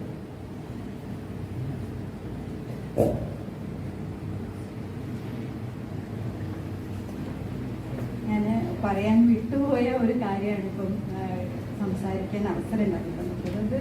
ഇപ്പം സർക്കാരിയ കമ്മീഷൻ റിപ്പോർട്ട് മാത്രമല്ല, ഇപ്പൊ ഭരണഘടന കോൺസ്റ്റിറ്റ്യൂന്റ് അസംബ്ലി ഡിബേറ്റ്സിലായാലും വളരെ കൃത്യമായിട്ട് നമുക്ക് കാണാൻ പറ്റും. അംബേദ്കർ ഏറ്റവും കൂടുതൽ വിഷമത്തോടു കൂടി പറഞ്ഞിട്ടുള്ള ഒരു കാര്യമാണ് ഈ പൊളിറ്റിക്കൽ അപ്പോയിന്റ്മെന്റ് ആവരുത് ഗവർണർ പൊസിഷൻ എന്നുള്ളത്. അത് സംസ്ഥാനത്തിന്റെ ദൈനംദിന പ്രവർത്തനങ്ങളെയും ബാധിക്കും ഒരു പൊളിറ്റിക്കൽ അപ്പോയിന്റ്മെന്റ് ആണെങ്കിൽ. അതുപോലെ തന്നെ ഭരണഘടനാ പ്രതിസന്ധി ഉണ്ടാക്കും ഈ പൊളിറ്റിക്കൽ അപ്പോയിന്റ്മെന്റ് ആണെങ്കിൽ എന്നുള്ളത്. അപ്പൊ കക്ഷി രാഷ്ട്രീയത്തിന് അതീതമായിട്ടുള്ള ഒരാൾ തന്നെ ഗവർണറായി വരണം എന്നുള്ള പൊസിഷനായിരുന്നു അംബേദ്കറിന് ഉണ്ടായിരുന്നത്. സർക്കാരിയ കമ്മീഷൻ റിപ്പോർട്ടിനകത്തും അതന്നെയാണ് റിഫ്ലക്ട് ചെയ്തിട്ടുള്ളത്. നമുക്കറിയാം ഭരണഘടനയുടെ പല മൂല്യങ്ങളിലും ഉണ്ടായിട്ടുള്ള ചോർച്ച പോലെ തന്നെയാണ് ഈ ഗവർണർ പൊസിഷന്റെ കാര്യത്തിൽ ഉണ്ടായിട്ടുള്ള ചോർച്ചയും. പിന്നെ ഈ ചോദിച്ചൊരു ചോദ്യം അത് വളരെ പ്രസക്തമാണ്. ഒരു നിയമനിർമ്മാണത്തിലൂടെ ചാൻസലർ പദവിയിൽ നിന്ന് ഗവർണറെ നീക്കം ചെയ്തുകൂടെ? അപ്പൊ പല രീതിയിൽ അത് സാധിക്കും എന്നുള്ളതാണ്. ഇപ്പം നോക്കൂ, തൊട്ടടുത്ത സംസ്ഥാനമാണ് തമിഴ്നാട്. തമിഴ്നാട്ടിൽ വളരെ റീസെന്റ് ആയിട്ടാണ് ചാൻസലർ പദവിയിൽ നിന്ന് ഗവർണറെ മാറ്റിയിട്ടുള്ളത്. അവിടെ ചീഫ് മിനിസ്റ്ററുടെ വിസിറ്റർ നോമിനിയാണ് സർവകലാശാല ഹെഡായി വരുന്നത്. അതുപോലെ തന്നെയാണ് ബംഗാളിലും ഗവർണറല്ല ചാൻസലറായി വന്നിട്ടുള്ളത്. ഗവർണർ ചാൻസലർ ആവണമെന്ന് യാതൊരു നിർബന്ധവും ഇല്ല. അപ്പൊ നിയമനിർമ്മാണത്തിലൂടെ മാറുക എന്നുള്ളത് വളരെ നല്ല കാര്യം. പക്ഷേ ഈ പറയുന്ന രീതിയിൽ ഒരു സംസ്ഥാന സർക്കാരിന് നിയമം തന്നെ ആവശ്യമില്ല ചാൻസലർ പദവിയിൽ നിന്ന് ഗവർണറെ മാറ്റുന്നതിന് വേണ്ടിയിട്ട്. ഇപ്പൊ നിങ്ങൾക്കറിയാം, കേരളത്തിലെ ഉന്നത വിദ്യാഭ്യാസ രംഗത്തെ കുറിച്ച് പഠിക്കാൻ 3 സമിതികൾ സംസ്ഥാന സർക്കാർ നിയോഗിക്കുകയുണ്ടായി. അതിനകത്ത് നിയമങ്ങളെ കുറിച്ച് പഠിക്കാനായി ജയചന്ദ്രൻ കമ്മിറ്റി റിപ്പോർട്ടുണ്ട്. അതുപോലെ തന്നെ ഉന്നത വിദ്യാഭ്യാസ രംഗത്തെ കുറിച്ച് പഠിക്കാനുള്ള സമിതിയായിരുന്നു professor Shyam P Menon chairman ആയിട്ടുള്ള കമ്മിറ്റി റിപ്പോർട്ട് പബ്ലിക് ഡൊമൈനിൽ അവൈലബിൾ ആണ്. അത് നടപ്പിലാക്കുന്നതിനെ കുറിച്ച് കേരള സർക്കാർ ചിന്തിക്കുന്നുണ്ട്.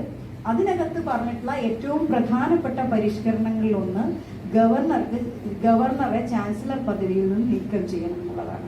അപ്പം ഒരു നിയമനിർമ്മാണം പോലും വേണ്ട, Shyam P Menon committee report നടപ്പിലാക്കാൻ കേരളം തീരുമാനിച്ചാൽ മതി. അതൊരു ക്യാബിനറ്റ് ഡിസിഷന്റെ ആവശ്യം മാത്രമേ ഉള്ളൂ.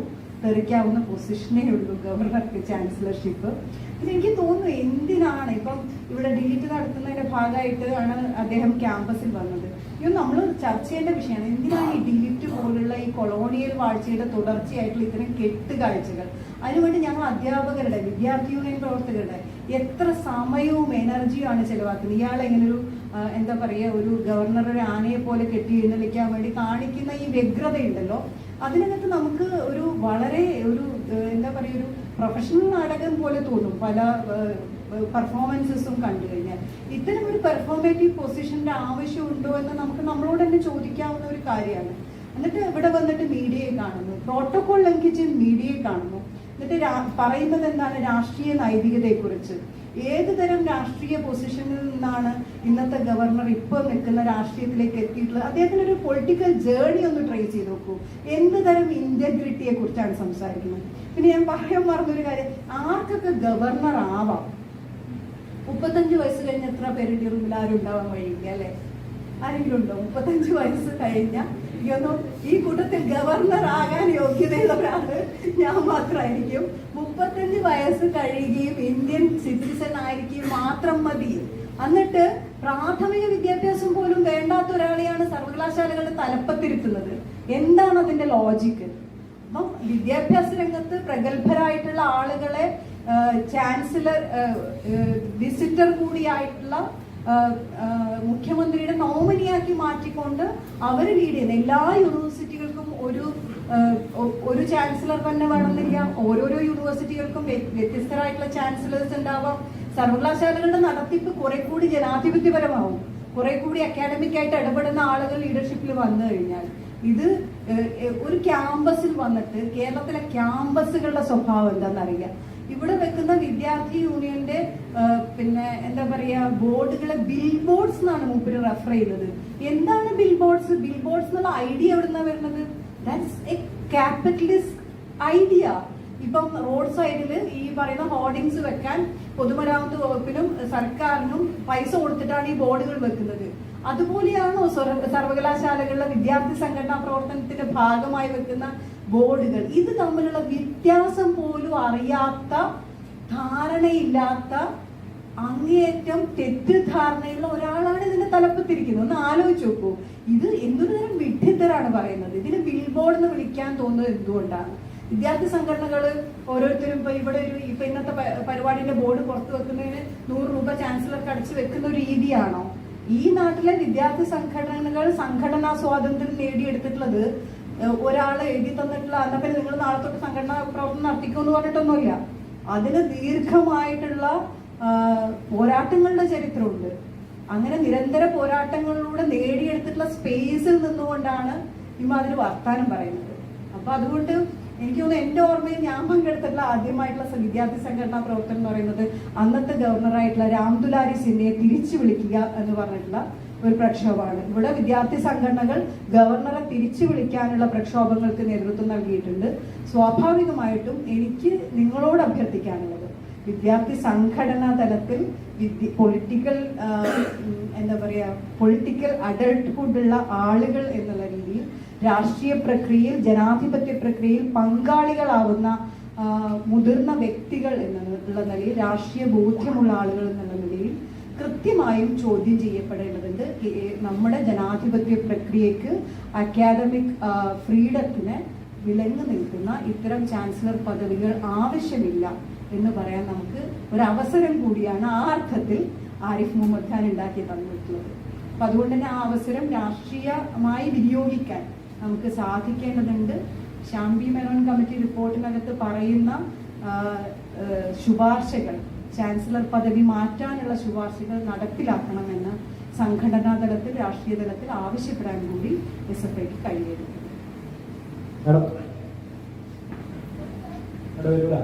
ഞാൻ school of international relations and political science PG വിദ്യാർത്ഥിയാണ്. ഈ ഡെവലപ്മെന്റ് എന്ന് പറയും,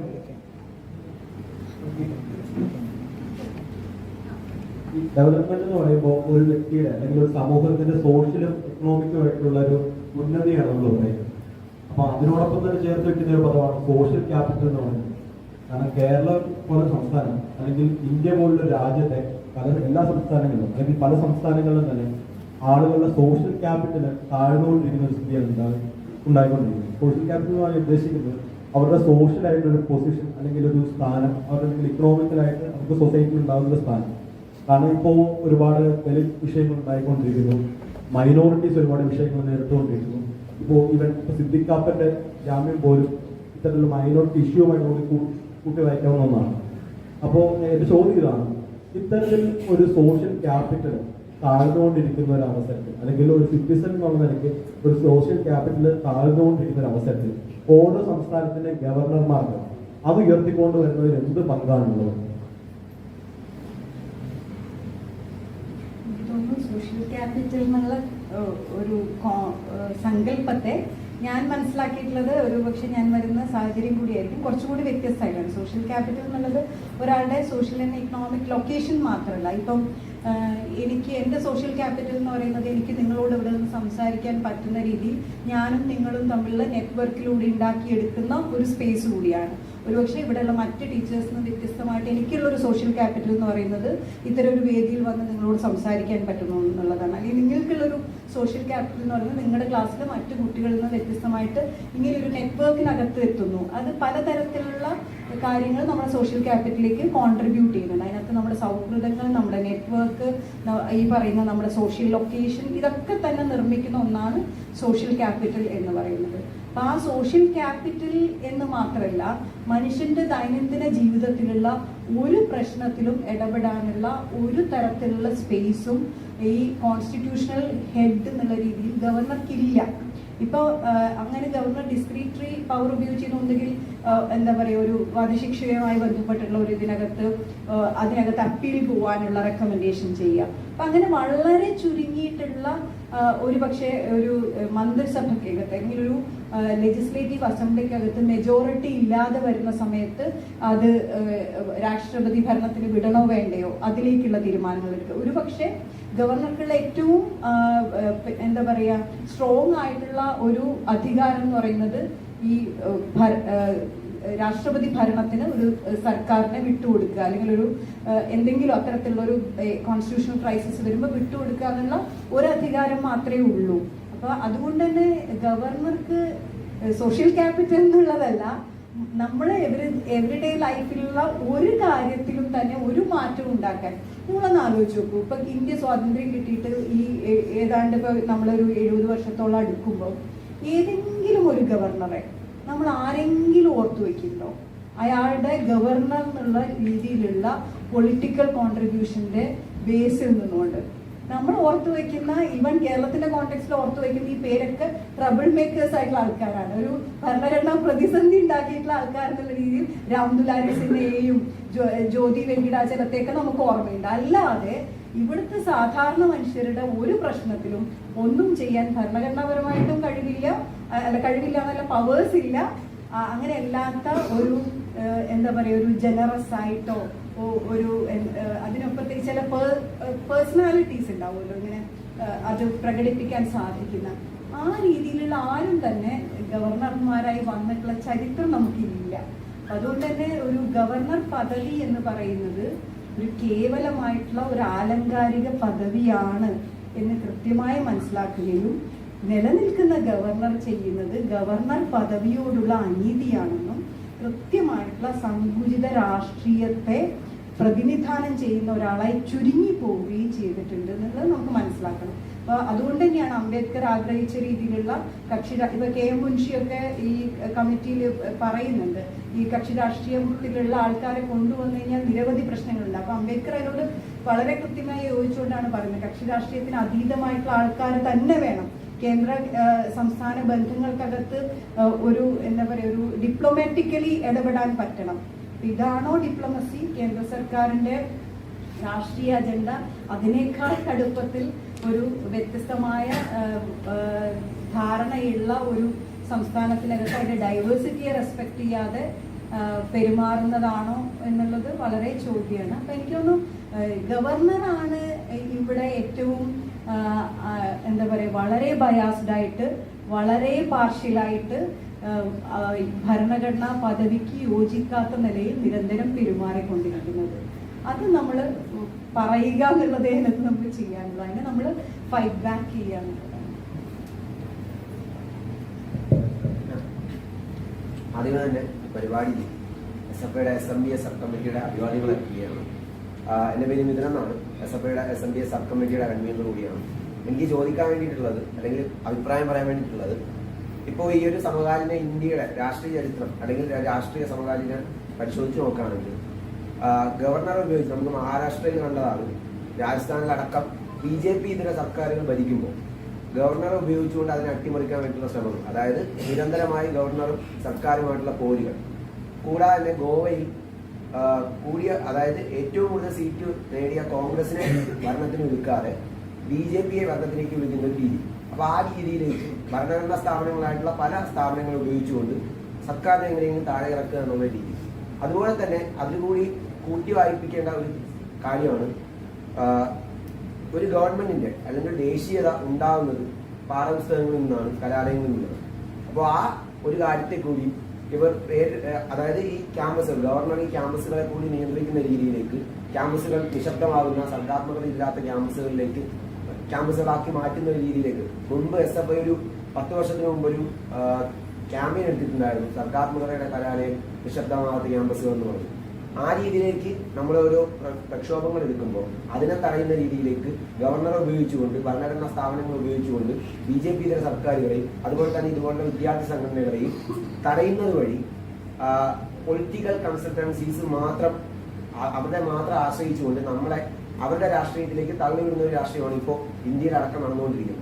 പൊളിറ്റിക്കൽ കൺസൾട്ടൻസീസ് മാത്രമാണ് ഇപ്പോൾ ആശയങ്ങൾ, അതൊരു മതപരമായിട്ടുള്ള ഒരു പ്രശ്നമാവട്ടെ, കലാപമാവട്ടെ, ഇതിലൂടെ എങ്ങനെ നമുക്ക് വിഷയങ്ങളിലേക്ക് എടുക്കാം, CBI ED പോലുള്ള സ്ഥാപനങ്ങൾ ഉപയോഗിച്ചുകൊണ്ട് എങ്ങനെ നമുക്ക് രാഷ്ട്രീയമായിട്ടുള്ള ലാഭം നേടാം. അപ്പൊ ഇതെല്ലാം കൂടി കൂട്ടിച്ചേർത്ത് വായിക്കുമ്പോൾ ഈ ഭരണഘടനാ സ്ഥാപനങ്ങളുടെ ദുർവിനിയോഗത്തിൽ ഈ ഗവർണറുടെ സാന്നിധ്യം പെടില്ല എന്നുള്ളതാണ് എൻ്റെ ഒരു ചോദ്യം. സംശയമേ ഇല്ല. അത് ഗവർണർ എത്ര അങ്ങനെയല്ല എന്ന് പറയാൻ ശ്രമിക്കുന്നു, അത്രമാത്രം he was revealing himself, അല്ലെ? എല്ലാ തരത്തിലും രാഷ്ട്രീയപരമായിട്ടാണ് ഈ ഓരോ നീക്കവും. ഈ നേരത്തെ പറഞ്ഞ പോലെ ഒരു കേന്ദ്ര സർക്കാരിന്റെ രാഷ്ട്രീയ നിലപാടുകളിൽ നിന്ന് വ്യത്യസ്തമായിട്ടുള്ള രാഷ്ട്രീയ നിലപാടുള്ള എല്ലാ സംസ്ഥാനത്തും ട്രബിൾ മേക്കേഴ്സ് ആയിട്ട് തന്നെയാണ് ഗവർണേഴ്സ് വർക്ക് ചെയ്തുകൊണ്ടേയിരിക്കുന്നത്. അതിനകത്ത് യാതൊരു സംശയവും വേണ്ട. ഇത് വളരെ കൃത്യമായിട്ടുള്ള രാഷ്ട്രീയ ഇടപെടലുകൾ തന്നെയാണ്. പിന്നെ ഈ ക്യാമ്പസുകൾക്കകത്ത് ടെക്സ്റ്റ് ബുക്കുകൾ ഇപ്പൊ നമ്മൾ ഹിസ്റ്ററിയുടെ ഒരു ഹോമോജിനൈസേഷൻ നടക്കുന്നുണ്ട്, അല്ലെ? പല രീതിയിലുള്ള ചരിത്രത്തെ മാറ്റി എഴുതാനുള്ള ശ്രമങ്ങൾ നടക്കുന്നു. അപ്പൊ അതിനെതിരെ ക്യാമ്പസുകളിൽ നിന്ന് റെസിസ്റ്റൻസ് ഉണ്ടാവുന്നു. പിന്നെ എനിക്ക് തോന്നുന്നു ഇത് ഒരു ചോദ്യത്തിൽ തന്നെ ഉത്തരം വളരെ കൃത്യവുമാണ്. നമ്മൾ കുറെ കൂടി ക്രിയേറ്റീവായിട്ട് എങ്ങനെയാണ് സർഗാത്മകമായി ഇതിനെ നേരിടുക എന്നുള്ളത് തന്നെയാണ് വിദ്യാർത്ഥി സമൂഹം ആലോചിക്കേണ്ടത്. അത് ചിലപ്പോൾ ക്ലാസ് മുറിയിലുള്ള ക്ലാസ്സിൽ അധ്യാപകരോട് അല്ലെങ്കിൽ ക്ലാസ് മുറിയിലുള്ള ഇടപെടലുകളായിരിക്കാം, ക്ലാസ് മുറിക്ക് പുറത്തുള്ള ഇടപെടലുകളായിരിക്കാം, സർവകലാശാല എന്നുള്ള രീതിയിൽ സർവകലാശാലയും പൊതുസമൂഹവും തമ്മിലുള്ള ഇടപെടലായിരിക്കാം. അത് ഏതൊക്കെ രീതിയിൽ ചെയ്യാം, ഇതൊരു രാഷ്ട്രീയ ഇടപെടൽ തന്നെയാണ് എന്ന് യൂണിവേഴ്സിറ്റികൾക്ക് പറയാൻ സാധിക്കണം. അപ്പൊ ചിന്തിക്കുന്ന ഒരു സമൂഹം കേരളത്തിലെ പൊതുസമൂഹത്തോട് പറയുകയാണ് ഇത് ഗവർണർ ചെയ്യുന്നത് രാഷ്ട്രീയ ഇടപെടലാണ്, ആ രാഷ്ട്രീയ ഇടപെടലുകൾ സർവകലാശാലകളുടെ സ്വയം നിർണയ അവകാശത്തെ തകർക്കുന്നതാണ്. ഞാനാണെങ്കിൽ അത് ഒരു പടി കൂട്ടി പറയും, ഇത് സ്വകാര്യ സർവകലാശാലകൾക്ക് കേരളത്തിൽ ഇടം കൊടുക്കുന്നതിന് വേണ്ടിയുള്ള ഏറ്റവും ഗൂഢാലോചനാപരമായിട്ടുള്ള ഒരു നിലപാട് കൂടിയാണ് ഗവർണർ സ്വീകരിക്കുന്നത്. കേരളത്തിലെ ഏറ്റവും മികച്ച സർവകലാശാലകൾ പൊതു സർവകലാശാലകളായി നിലനിൽക്കെ സ്വകാര്യ സർവകലാശാലകൾക്ക് ഇവിടെ ഇടമില്ല. അപ്പൊ എന്താ ചെയ്യാൻ പറ്റുക? നമ്മൾ സാധാരണഗതിയിൽ ഈ ഒരു ഗ്ലോബലൈസേഷന്റെ കാലത്ത് നമ്മൾ കണ്ടു, നമ്മുടെ സർക്കാർ മെഡിക്കൽ കോളേജുകൾ കെടുകാര്യസ്ഥതയിലേക്ക് നയിക്കുന്ന രീതിയിൽ കാര്യങ്ങൾ സാമ്പത്തികമായി നീക്കി അവിടെ ഉണ്ടായി വന്നിട്ടുള്ളത് മുഴുവൻ സ്വകാര്യ മെഡിക്കൽ കോളേജുകളാണ്. അതേ രീതിയിൽ പൊതു സർവകലാശാലകളെ തകർക്കുക എന്നുള്ളത് കോർപ്പറേറ്റ് താല്പര്യമാണ്. ആ കോർപ്പറേറ്റ് താല്പര്യം സ്വകാര്യ സർവകലാശാലകളെ വളർത്താനുള്ള കോർപ്പറേറ്റ് താല്പര്യമാണ്. ഇന്ത്യയിലെ സമകാലീന സാഹചര്യത്തിൽ കോർപ്പറേറ്റ് താല്പര്യങ്ങളും ഹിന്ദുത്വ ബ്രാഹ്മണിസവും കൈകോർത്ത് നിൽക്കുന്ന ഒരു ക്രോണി ക്യാപിറ്റലിസത്തിന്റെ കാലത്താണ് നമ്മൾ ജീവിക്കുന്നത്. അതിന്റെ ഏറ്റവും പ്രധാനപ്പെട്ട വക്താക്കളിൽ ഒരാൾ തന്നെയാണ് ഗവർണർമാർ. കേരളത്തിലെയും മറ്റ് BJP ഇതര സംസ്ഥാനങ്ങളിലെ ഗവർണർമാർ. അത് രാഷ്ട്രീയമായി തന്നെ നമുക്ക് അടയാളപ്പെടുത്താൻ സാധിക്കണം. അതിനകത്ത് വേറെ കൺഫ്യൂഷനേ വേണ്ട എന്നതാണ്. മേഡം, എൻ്റെ പേര് നിറാഷ് എന്നാണ്. ഞാൻ സ്കൂൾ ഓഫ് IR-ലെ വിദ്യാർത്ഥിയാണ്. എൻ്റെ ഒരു ചോദ്യം എന്ന് പറഞ്ഞാൽ, നമുക്കറിയാവുന്നൊരു കാര്യമാണ്, നമ്മുടെ രാജ്യം എന്ന് പറഞ്ഞാൽ വളരെ ഡൈവേഴ്സ് ആയിട്ടുള്ളൊരു രാജ്യമാണ്. അത് പല രീതിയിലും, അത് സാംസ്കാരികപരമായിട്ടായാലും അല്ലെങ്കിൽ മതപരമായിട്ടായാലും രാഷ്ട്രീയപരമായിട്ടായാലും ജിയോഗ്രഫിക്കലായാലും ഏത് രീതിയിലും വളരെ ഡൈവേഴ്സ് ആയിട്ടുള്ളൊരു രാജ്യമാണ്. നമുക്കറിയാവുന്നൊരു കാര്യമാണ്, ഒരു യൂണിറ്ററി രീതിയിൽ ഒരിക്കലും ഇന്ത്യ എന്ന ഒരു രാജ്യത്തെ അഡ്മിനിസ്റ്റർ ചെയ്യാനായിട്ട് സാധിക്കില്ല. അതുകൊണ്ട് തന്നെ നമ്മൾ ഫോളോ ചെയ്യുന്ന ഒരു ഫെഡറൽ സംവിധാനമാണ്.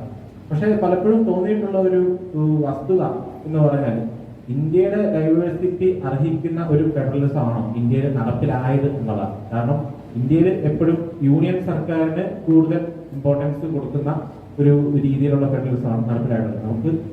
നമ്മൾ കൂടുതൽ ആഴത്തിൽ ചിന്തിക്കുമ്പോൾ നമ്മൾ മനസ്സിലാക്കുന്നുണ്ട്, മലയാളത്തിൽ യൂണിയൻ സർക്കാരിനൊരു വാക്കില്ല. അതാണ് ഒരു യാഥാർത്ഥ്യം എന്ന് പറഞ്ഞാൽ. നമ്മൾ പലപ്പോഴും ഉപയോഗിക്കുന്ന ഒരു ടേം എന്ന് പറഞ്ഞാൽ കേന്ദ്ര സർക്കാർ എന്നാണ്. കേന്ദ്ര സർക്കാരിന്റെ ഇംഗ്ലീഷ് എന്ന് പറഞ്ഞാൽ സെൻട്രൽ ഗവൺമെന്റ്. സെൻട്രൽ ഗവൺമെന്റ് എന്ന് എന്റെ അറിവിൽ ഞാനത് ഉപയോഗിക്കുന്നത് തെറ്റായിട്ടുള്ള ഒരു കാര്യമാണ്.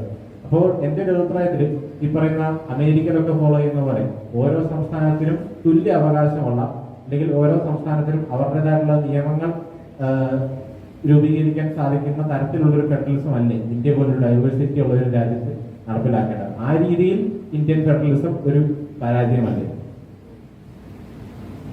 അതെ, എനിക്ക് തോന്നുന്നു ഫെഡറലിസവുമായി ബന്ധപ്പെട്ടിട്ടുള്ള എല്ലാ ചർച്ചകൾക്കകത്തും ഒരു ഇന്ത്യൻ ഫെഡറലിസം എന്ന് പറയുന്നത് പലപ്പോഴും ഒരു എന്താ പറയുക, യൂണിയൻ ഗവൺമെന്റിന്റെ കയ്യിൽ മാക്സിമം പവർ വരുന്ന രീതിയിലുള്ള ഒരു അഡ്മിനിസ്ട്രേറ്റീവ് ലെവലിലുള്ള ഒരു ലോജിസ്റ്റിക്സ് വർക്ക് ചെയ്യുന്ന ഒരു കാര്യം മാത്രമായിട്ടാണ് ഫെഡറലിസം പലപ്പോഴും ചുരുങ്ങിപ്പോയിട്ടുള്ളത്.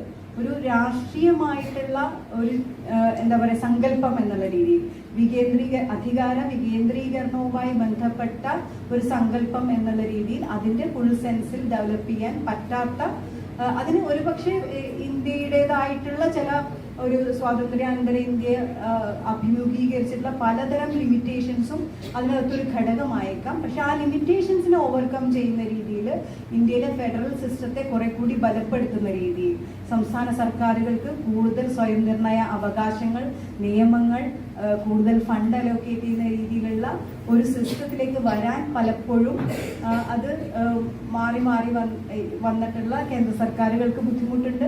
സംസ്ഥാന സർക്കാരുകൾക്ക് കൂടുതൽ അധികാരം നൽകുന്നതുമായി ബന്ധപ്പെട്ട എല്ലാ ചർച്ചകളും, പാർലമെന്റിൽ നടക്കുന്ന ഡിബേറ്റുകളായാലും അതുമായി ബന്ധപ്പെട്ട നിയമനിർമ്മാണവുമായി ബന്ധപ്പെട്ട ചർച്ചകളായാലും അതിനകത്ത് ഇപ്പോഴും ഒരു വളരെ ട്രഡീഷണൽ ആയിട്ടുള്ള കാഴ്ചപ്പാട് തന്നെയാണ്. പിന്നെ എനിക്കറിയില്ല ഒരു അമേരിക്കൻ മോഡൽ ഓഫ് ഫെഡറലിസം എത്രമാത്രം ഇന്ത്യ പോലുള്ള വളരെ പ്ലൂറലിസ്റ്റിക് ആയിട്ടുള്ള ഒരു സൊസൈറ്റിക്കകത്ത്, വളരെ ഡൈവേഴ്സ് ആയിട്ടുള്ള ഒരു സൊസൈറ്റിക്കകത്ത് അത് തന്നെയാണോ വേണ്ടത്, അല്ല നമുക്ക് അതിനേക്കാൾ ബെറ്റർ ആയിട്ടുള്ള മോഡൽസ് ഉണ്ടോ, ഏത് തരത്തിലാണ് ഒരു രാഷ്ട്രീയമായിട്ടുള്ള ഭരണപരമായിട്ടുള്ള സ്വയം നിർണയ അവകാശത്തിലേക്ക് സംസ്ഥാന സർക്കാരുകൾക്ക് മാറാൻ പറ്റുക. അതല്ല അതിലും കുറെ കൂടിയുള്ള ഡീപ്പനിങ് ഡെമോക്രസി തുടങ്ങിയിട്ടുള്ള സങ്കല്പങ്ങളിൽ അധിഷ്ഠിതമായിട്ടുള്ള കുറെ കൂടി വികേന്ദ്രീകൃതമായിട്ടുള്ള ഒരു സംവിധാനമാണോ ഒരു പക്ഷേ ഇന്ത്യ പോലുള്ള ഒരു രാജ്യത്ത് കുറെ കൂടി പ്രായോഗികമാവുക എന്നുള്ള കൺസേൺ. എന്തായാലും ഞാൻ പറഞ്ഞ കാര്യത്തോട് പൂർണ്ണമായും യോജിക്കുകയാണ്. ഇന്ത്യൻ ഫെഡറലിസം എന്ന് പറയുന്നത് ഇന്ത്യൻ സെക്യുലറിസം പോലെ തന്നെ വളരെ ദുർബലമായിട്ടുള്ള, ഒരുപക്ഷെ വളരെ വിപുലമായിട്ടുള്ള സങ്കല്പവും പ്രയോഗതലത്തിലും അങ്ങനെ തന്നെയാണ്. അതേ പ്രശ്നം സെക്യുലറിസത്തിനും ഉണ്ട് എന്നുള്ളതാണ് എനിക്ക് തോന്നുന്നത്.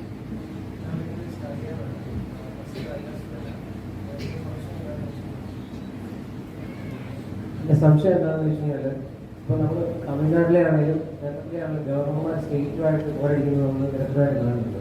തമിഴ്നാട്ടിലാണ് ഒരു ബില്ല് പാസ്സാക്കുന്നതിന് ഗവർണർ ഇല്ലാത്ത ഗവർണറാണ് ഹോൾഡ് ചെയ്ത് വെക്കുന്നത് ബില്ല്. അത് ഭരണഘടനാ വിരുദ്ധമാണോ? ആണെങ്കിൽ തന്നെ എന്തുകൊണ്ടാണ് കോടതികൾ അത് ഇടപെടാത്തത്? കേരളത്തിലെ സജീകരേൻ്റെ ഒറ്റ സ്റ്റേറ്റ്മെന്റ് കൊണ്ട് ഇവിടെ എന്തെല്ലാം വിഷയങ്ങൾ ഉണ്ടായിരുന്നു അങ്ങനെ. ഇപ്പോൾ കേരളത്തിലാണ് ഗവർണർ അയാൾക്ക് വെസ്റ്റഡ് അല്ലാത്ത പവറിൽ ഇടപെട്ടുകൊണ്ട് ചെയ്യുന്ന കാര്യങ്ങൾ ഭരണഘടനാ വിരുദ്ധമാണെങ്കിൽ കോടതികൾക്ക് അതിൽ ഇടപെട്ട് പോകും എന്നാണ് എൻ്റെ ചോദ്യം. ഈ ഗവർണർക്ക് എന്തൊക്കെ കാര്യങ്ങളിൽ ഡിസെന്റ് പറയാം, എന്തൊക്കെ ഡിസ്ക്രിഷണറി പവേഴ്സ് ഉണ്ട് എന്ന് ചർച്ച ചെയ്യുന്നത് ഭരണഘടനയുടെ 163, 164 അനുച്ഛേദങ്ങളാണ്. അത് പ്രകാരം ഇപ്പൊ ഗവർണർ ഒരു തീരുമാനത്തിൽ ഡിസ്ക്രിഷണറി പവർ ഉപയോഗിച്ചുകൊണ്ട് ഇത് പറ്റില്ല എന്ന് പറഞ്ഞു കഴിഞ്ഞാൽ പോലും ആ ഡിസന്റിനെ മറികടന്നുകൊണ്ട് തീരുമാനമെടുക്കാനുള്ള അവകാശം ക്യാബിനറ്റിനാണ്.